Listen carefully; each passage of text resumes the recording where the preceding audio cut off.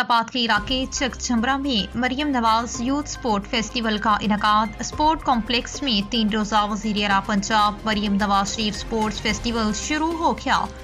Festival 25 दिसंबर तक जारी रहेगा। फेस्टिवल में बैडमिंटन, रस्साकशी, एथलेटिक्स और क्रिकेट के मुकाबले होंगे। स्पोर्ट्स फेस्टिवल में deputy commissioner captain Nadeem Nasir ने chief organizer Rana Hassam advocate की हमरा शटल को हटाकर लगाकर स्पोर्ट्स फेस्टिवल का इफ्तिताह किया।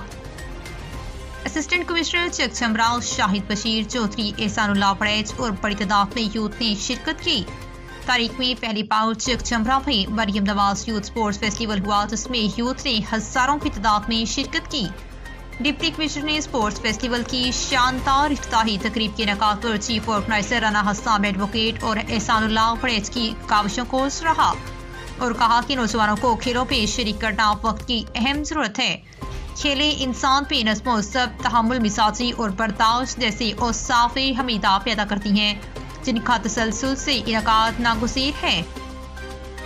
3 रोज़ा मरियम नवाज स्पोर्ट्स फेस्टिवल इसी सिलसिले की कड़ी है। मज़ीद chief organizer Rana Hassam advocate का कहना था कि वज़ीर आला पंजाब मरियम नवाज शरीफ नौजवानों को सेहतमंदाना सरगर्मियों की जानिब राग़िब करने के लिए इनकलाबी इक़दामात कर रही हैं। स्पोर्ट फेस्टिवल के इनकाद से बड़ा टैलेंट उभर कर सामने आएगा।